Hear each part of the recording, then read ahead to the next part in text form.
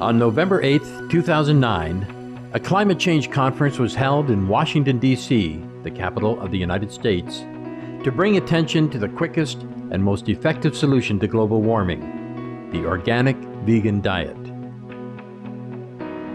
Titled Humanity's Leap to the Golden Era, Washington, D.C. Climate Change Conference, the event brought together experts of science and health, as well as international ambassadors, media members, and artists that included Ambassador Banny de Brum of the Republic of the Marshall Islands, Ambassador Jacques Cross of the Republic of Suriname, Ambassador Isben Williams of St. Kitts Nevis, Dr. Stephen Schneider, lead scientist of the reports of the Nobel Prize-winning UN Intergovernmental Panel on Climate Change, Dr. Michael Greger, Director of Public Health and Animal Agriculture for the Humane Society of the USA, and author of Bird Flu, a Virus of Our Own Hatching, Dr. Ruby Lathon, Nutrition Policy Manager of the Physicians Committee for Responsible Medicine, Dr. Peter Carter, Director of the Canadian Association of Physicians for the Environment, and Dr. Noam Moore, Adjunct Professor of Physics at New York University. Distinguished speakers address such aspects as environment, health, lifestyle, and spirituality. In addition, engaging video messages on the need to address global meat consumption were contributed by esteemed figures, including former Indian Environment Minister Maneka Gandhi, former European Parliament member Jens Holm, and leading American nutrition researcher Dr. T. Colin Campbell. The highlight of the afternoon was an informative question and answer session via video conference with the guest of honor, Supreme Master Ching Hai, who had graciously set aside her busy schedule to discuss the ways that humankind could transition to a brighter era. We now invite you to join us for part 1 of the 10-part rebroadcast of the live video conference with Supreme Master Ching Hai, titled Humanity's Leap to the Golden Era, Washington, D.C. Climate Change Conference, on November 8, 2009, in Washington, D.C., USA.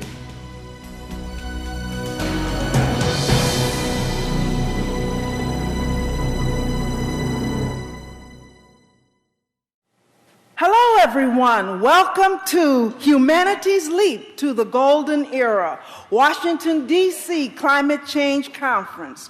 We are in the magnificent Grand Hyatt Hotel in Washington, D.C., just a few blocks away from Capitol Hill.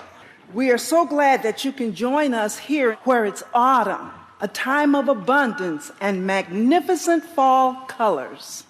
We are delighted to have you with us today. In addition to our guests here in Washington, D.C., we are being joined by countless viewers from all around the world. This event is being broadcast live globally on Supreme Master Television through 14 free-to-air satellites and dozens of cable channels on every continent. Supreme Master Television is also available online. So let's begin with some uplifting music. Our first group, the Applaudir Music Septet, is from Washington, D.C., USA. This eclectic and talented group of musicians performs a wide variety of high-caliber classical compositions. This afternoon, they will be performing Beethoven's Septet First Movement. Please give a warm applause to Applaudir Music Septet.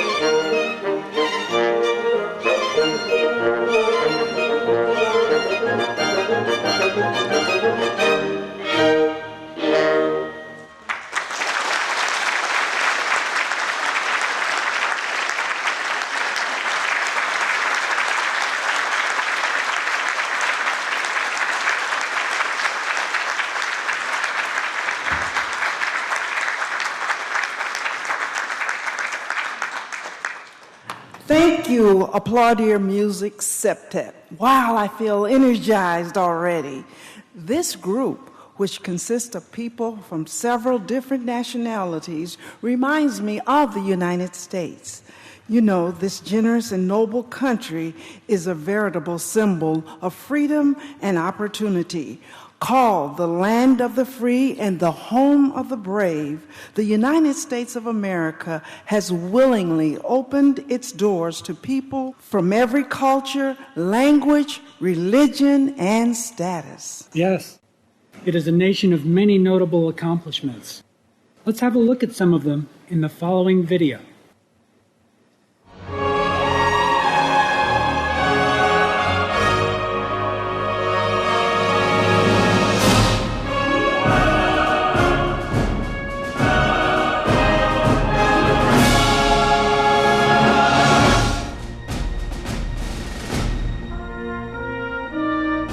I'm very grateful to courageous leaders in the world for stepping out of their boundary and to speak out for the sake of everyone.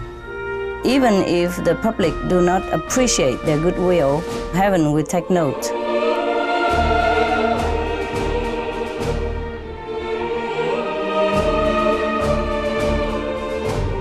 And they will have a great reward hereafter.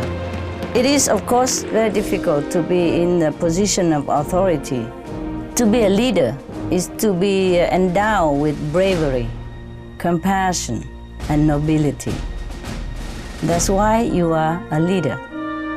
It's not easy, of course, to be in the position of leader. That's why leaders are few, yeah? You see, in a nation, there's only one king, one queen, some princess, some prince, one president, one prime minister. Very few leaders compared to the multitude of this world. But fewer even still are brave leaders, courageous leaders, righteous leaders, and wise leaders. To such a wise and courageous ones, we offer full support and respect. We pray that heaven give them more strength, more wisdom to carry out their noble duty. Because as I told you, leaders are few, and fewer still are those who are wise and courageous. Being a leader, we must know what is good for our subjects and what is not. And what is good, we have to encourage them to do, facilitate them to do. And what is bad, we have to stop to protect them. That is the true meaning of a leader.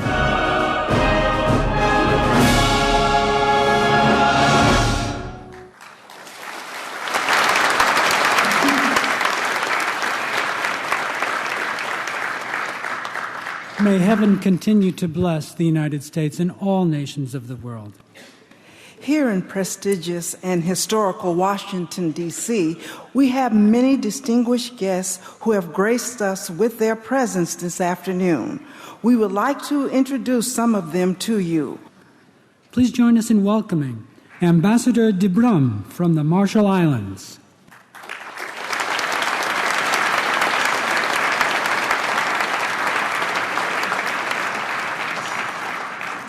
Ambassador Cross from the Republic of Suriname.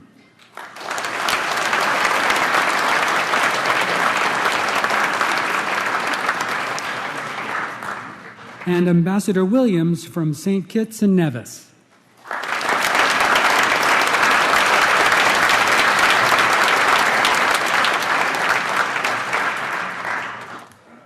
We would also like to welcome distinguished diplomats representing more than 25 additional countries throughout Europe, Asia, and the Middle East. We are truly grateful for your presence at this event.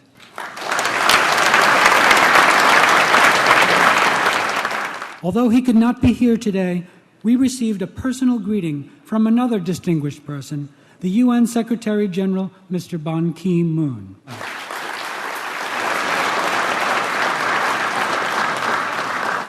This respected leader from Korea is very concerned about climate change and has stressed that a unified world effort is the only way to resolve it.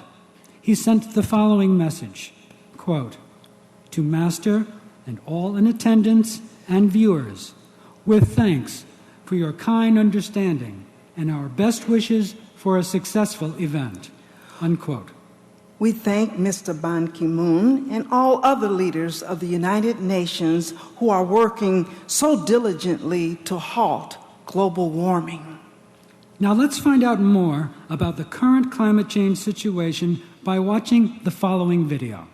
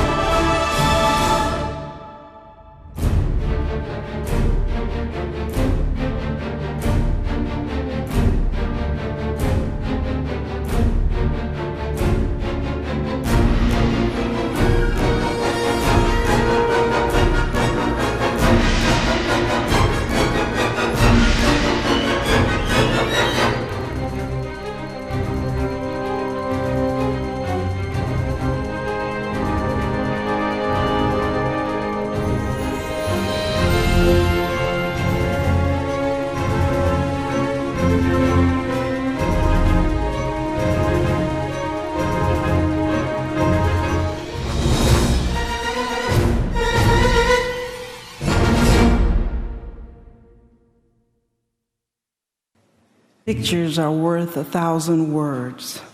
Our first guest speaker will give us more insight into the current situation. Dr. Stephen Schneider is a professor of interdisciplinary environmental studies at Stanford University, a senior fellow at the Woods Institute for the Environment, and the founder and editor of the interdisciplinary journal Climate Change. He has also contributed to all 4 of the reports of the Nobel Prize-winning United Nations Intergovernmental Panel on Climate Change. Please give a warm welcome to Dr. Stephen Schneider.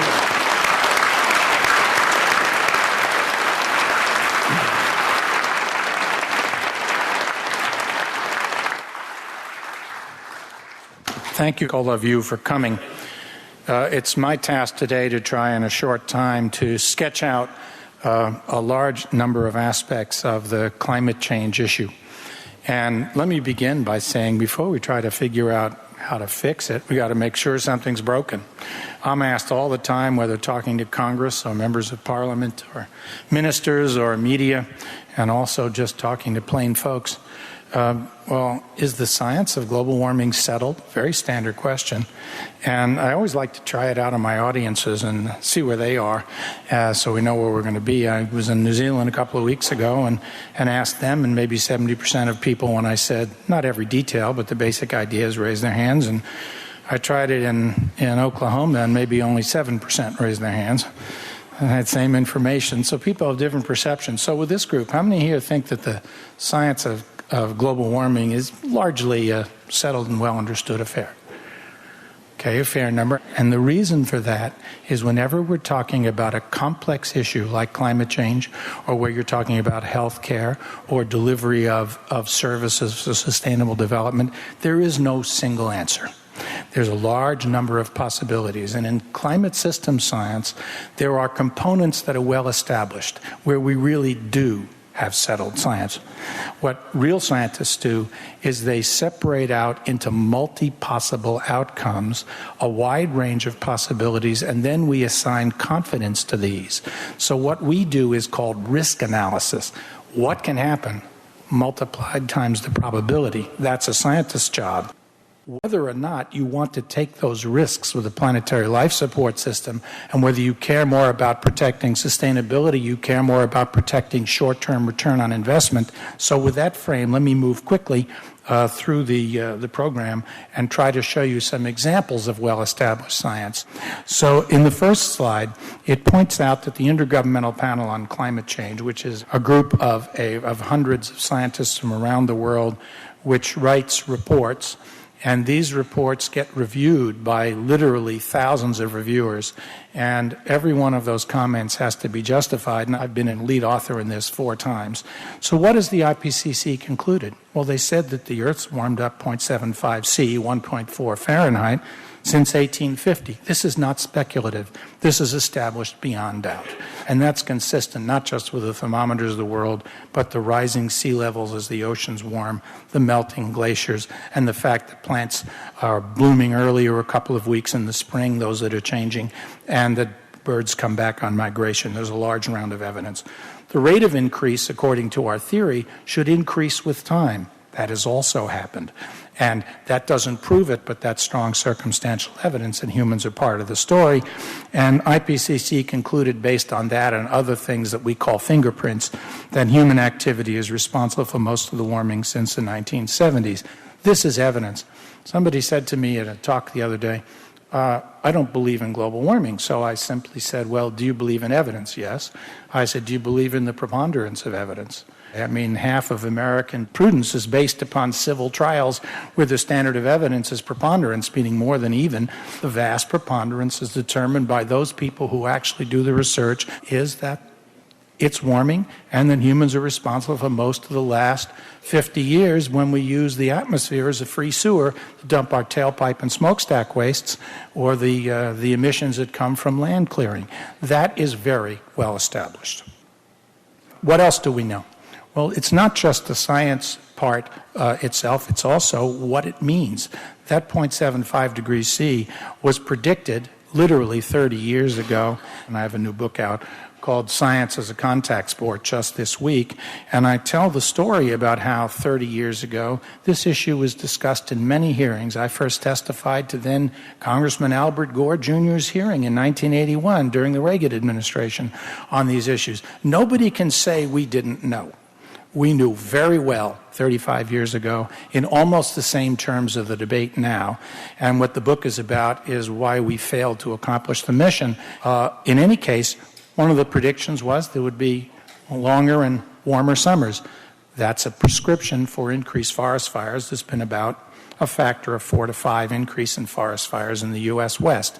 Now, can we say that's all due to global warming? No, because people have moved where they don't belong, and that creates more fires. And we fought fires allowing the fuel to build up. So like all complicated systems analyses, there are multiple explanations, but global warming is one of the main ones. So again, you have to look at these and try to figure out how to solve them by multiple solutions.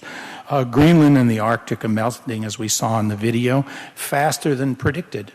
We're performing an experiment on a laboratory, and that laboratory is Earth. And we and all the other living things are along for the ride. And that's where value judgments and political action takes place. So there's been also an observed increase in the strongest hurricanes and in drought and flood incidents. So what else do we know? So warming is of global mean past 1 or 2 degrees. This is something that becomes in the range that we can expect at a minimum. We have built into the pipeline at least 1 and probably 2 more degrees warming because of the inertia of the system. As a result of that, we are going to have to learn to adapt to that we cannot prevent. And most of the work that's been done in the scientific community suggests that beyond 1 or 2 degrees, it gets very difficult to adapt. In fact, if you're a coral reef, it's already getting difficult to adapt. So it depends what the system is and where. Some systems can go beyond 2, some can't even get to 2, and the more and more we keep adding, the more the number of thresholds that we're going to cross where adaptation is no longer possible. So a major component in the Copenhagen meeting will be trying to get strategies to help us adapt. But remember, while we have to adapt to what we can't prevent, we have to prevent what we can't adapt to. So adaptation is actually the other side of the coin, and it tells you need to mitigate. And you need to mitigate down to 1 or 2 degrees, which means a dramatic change from the current way of producing our energy systems. That can't happen in a decade, but it certainly can happen in a few decades. And this decade cannot be wasted like the last 30 years arguing about it. We've got to move forward. Well, here's the picture of the unequivocal. That's the warming of the last century and a half. And what's interesting about that is if you look at the very right end, you'll notice that since 1998, there hasn't been much warming. If you look from 1992 to 2002, it warmed up so fast. What we're looking at is a natural variability superimposed on a multi-decadal trend. The multi-decadal trend is due to human activities predominantly. The short-term fluctuations due to nature.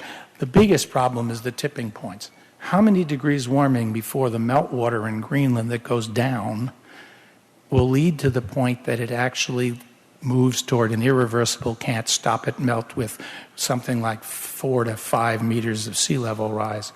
Unfortunately, nobody knows where that tipping point is, only that it exists. My own personal view, 25% chance if we warm it another degree, 60% chance 2 degrees, 90% chance 3 degrees. Sounds like I'm an optimist, right? You have a whole bunch of degrees to go.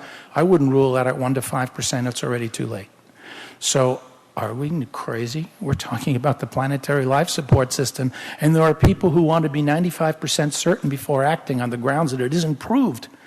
Well, even if there were a 5% chance that walking into a room with somebody coughing where you wanted to get your dinner, you were going to get the swine flu, you'd skip dinner.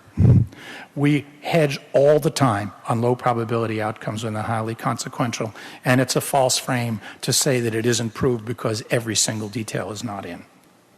What can we do? Well, our lifestyle matters. We have to be energy efficient at home.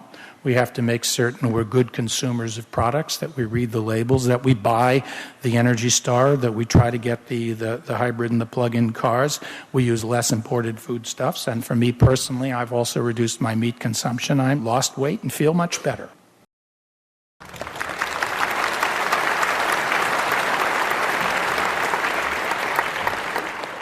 Making significant difference matters. So the advocacy of this organization on eating fruits and vegetables, that's aligned with the advocacy of helping local jobs and reducing our carbon footprint.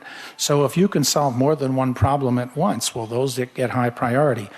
And we have to do 2 acts of good governance if you want to deal with something like climate or food. You have to, A, reduce our footprint on the planetary commons, but B, you have to help the people doing it into a new line of work and into something more sustainable. That calls for 2 acts of good governance, not just protecting the commons, but being fair. So we've got to do both. We can, but we have to work at it, and we have to find cooperative solutions, or there'll be no hope. What we should be talking about, the numbers, is how many tens of billions of dollars are each of the principal players going to pay to help us invent our way out of the problem and help the developing countries leapfrog over the polluting Victorian Industrial Revolution. We need deployment of clean technology. We need sensible rules for energy efficiency. We need a polluter pays market-based thing. Every single one of those, efficiency, invention, and market-based and adaptation, is a necessary condition. None by itself is sufficient. So let's conclude then. Adaptation planning, performance standards for buildings, public-private partnerships, price on carbon. And remember, just as I said, when you have to deal with the agricultural workers, you also have to deal with the coal miners. We cannot just say, no, you can't do this, goodbye, too bad. We have to work to help them transition to sustainable work.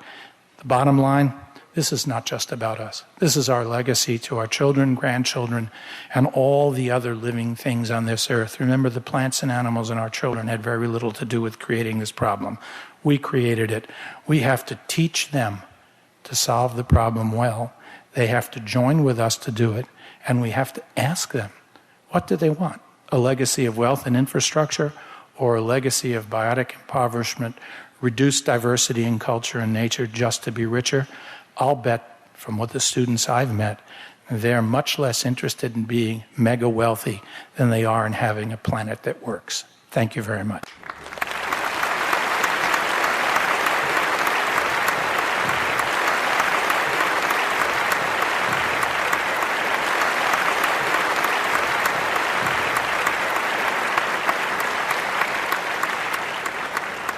Our deep appreciation, Dr. Schneider, for sharing with us the urgency of the climate change crisis and the steps we need to take to avoid the final tipping point.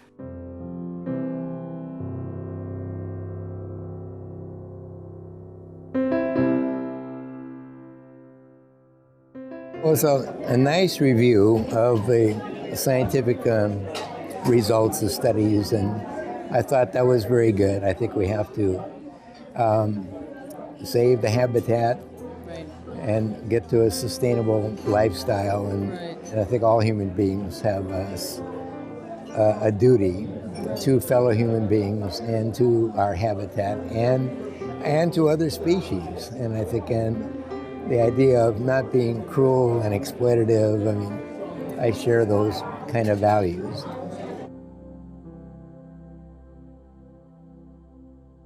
We've studied the pyramid of how each time you go up a ladder from the biomass that is produced by our autotrophs to the next level, all the way to the top, we lose energy. And so the eating of animals is very bad. We should go to more of a vegetarian diet. Our culture has been raised on these animals, but it has gotten our ecosystem out of order.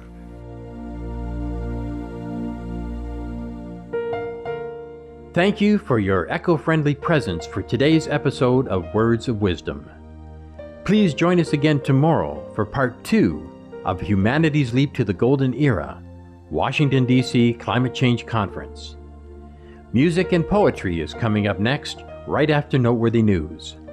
Please stay tuned to Supreme Master Television. May God bless our planet with peace, friendship, and harmony. For more details, please visit www.suprememastertv.com/WOW